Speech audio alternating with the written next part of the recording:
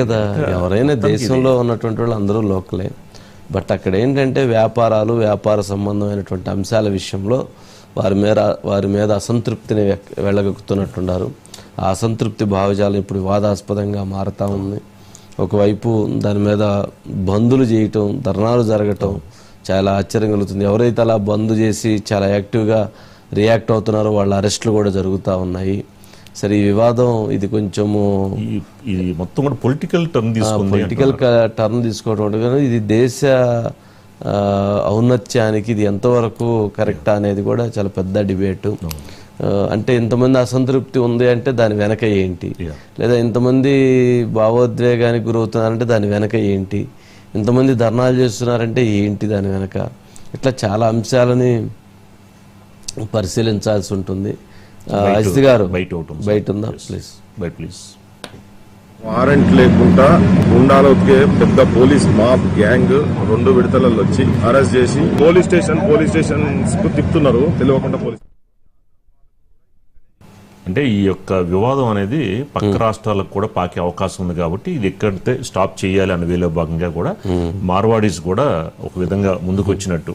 ఎందుకంటే అది చిన్న ఇన్సిడెంట్ అండి, తెలంగాణకి పార్కింగ్ విషయంలో చిన్న అంశం రావడంతో కాదులేండి. అంటే దాని వెనక కొంత నెట్వర్క్ జరుగుతూ ఉండేది. దీని వెనక కనపడకుండా పొలిటికల్ ఈక్వేషన్స్, కనపడకుండా టాపిక్ డైవర్ట్ చేయడం, కనపడకుండా ఎవరికైతే ఇప్పుడు నష్టం జరుగుతుందో వాళ్ళ సబ్జెక్ట్ని ఇంకో వైపు తిప్పటం, 100 రకాల ప్లాన్స్ ఉంటాయి. ప్రతి దాని వెనక ఒక కుట్ర కోణం దాగి ఉండిద్ది, పొలిటికల్ లీడర్షిప్ ఎజెండాస్ దాగి ఉంటాయి అనేది చర్చనీయాంశం ఉంది దీంట్లో.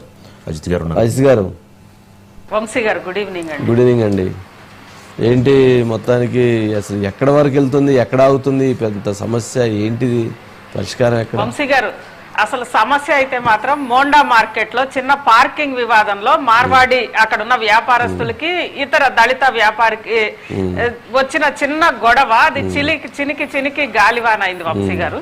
ఇక్కడ ప్రధానంగా మార్వాడీలు అనేవాళ్ళు ఈ రోజు వచ్చిన వాళ్ళు కాదు, వాళ్ళు నిజాం హయాం కూడా కాదు, ఇంకా ముందు నుంచే వాళ్ళు ఇక్కడే ముందు వంశీ గారు ప్రపంచం అంతా కూడా ఉన్నారు. ఆఫ్రికా కంట్రీస్ లో కొన్ని ఐలాండ్సే మొత్తం వాళ్ళ చేతుల్లో వచ్చేసినాయి. అంటే వాళ్ళు ఎప్పుడు కూడా వ్యాపారం మీద అన్ని ప్రపంచం అంతా కూడా తిరుగుతుంటారు. అయితే జనరల్ గా ఎక్కడికి వెళ్ళినా గానీ మార్వాడీలు స్థానిక వ్యాపారాల్లో జోక్యం చేసుకోకూడదు అనేది ఒక నిబంధన వాళ్ళు పాటిస్తుంటారు వంశీ గారు. ఆల్రెడీ అక్కడ కొన్ని కులాలో కొన్ని వ్యాపారాలు ఉంటాయి, దాంట్లో వీళ్ళు జోక్యం చేసుకోకూడదని.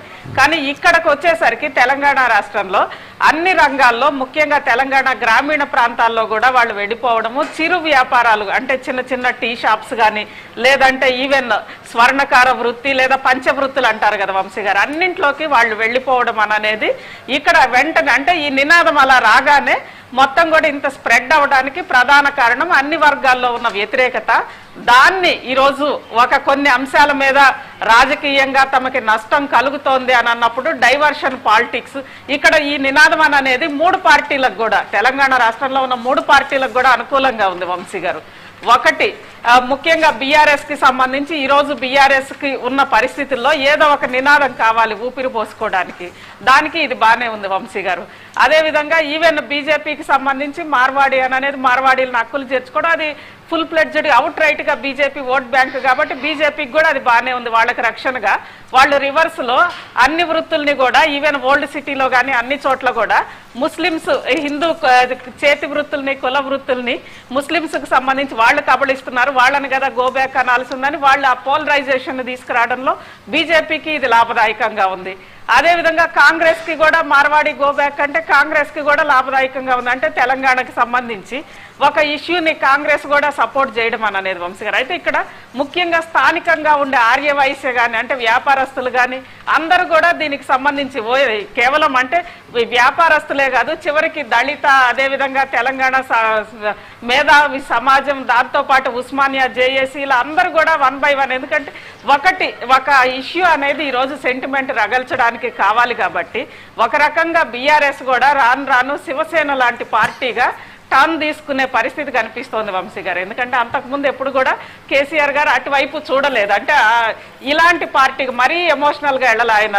ఈవెన్ తెలంగాణ రాగానే ఒక రాజకీయ పార్టీగానే వచ్చారు కానీ ఒకటి శివసేన లాగా రావాలి అనే ఒక నినాదం పార్టీలో నలుగుతున్న నేపథ్యంలో ఇలాంటి ఒకటి అందిపుచ్చుకుంటే తాము అనుకున్న పర్పస్ కూడా సర్వైవ్ అవుతుంది. అదే విధంగా ఈవెన్ మార్వాడీస్ కి సంబంధించి కూడా ఈ చిన్న చిన్న వ్యాపారాల్లోకి వాళ్ళు ప్రవేశించడం అనేది అది నిజంగానే సమస్యాత్మకంగా మారింది వంశీ గారు. మరోవైపు అంటే వాళ్ళ వల్ల సమాజంలో ఇక్కడ సంపద సృష్టి అంటే వాళ్ళు చేసే అన్ని జీరో బిజినెస్లు లేదంటే వాళ్ళ జిఎస్టీలు గట్రా ఇలా అన్ని అనేక రకాలు ఉన్నాయి వంశీ గారు. స్థానికంగా ఉండే వ్యాపారస్తులకి అదే వ్యాపారం చేసే మార్వాడీలకి ఇద్దరికి అంటే మనం కూడా చూస్తున్నాం అన్ని ఫేజుల్లో వాళ్ళు వచ్చేసారు. కన్స్ట్రక్షన్ మెటీరియల్స్ వాళ్లే ఉంటారు, ఈవెన్ బట్టలు వాళ్లే ఉంటారు, ఈవెన్ గోల్డ్ చిన్న టీ షాప్ దగ్గర నుంచి ఆహారాల దగ్గర నుంచి అన్నింట్లో వాళ్లే ఉన్న నేపథ్యంలో ఈ చిరు వ్యాపారులు వాళ్ళందరిలో కూడా వ్యతిరేకత వచ్చింది వంశీ గారు. అంటే గతంలో లాగా వాళ్ళు గతంలో స్థానిక వ్యాపారాల్లోకి ఎంటర్ కాకూడదు అనుకున్న మార్వాడీలు ఇప్పుడు స్థానిక వ్యాపారాల్లోకి గ్రామీణ ప్రాంతాల్లో కూడా వెళ్తున్న నేపథ్యంలో ఆ వ్యతిరేకత వచ్చింది వంశీ గారు.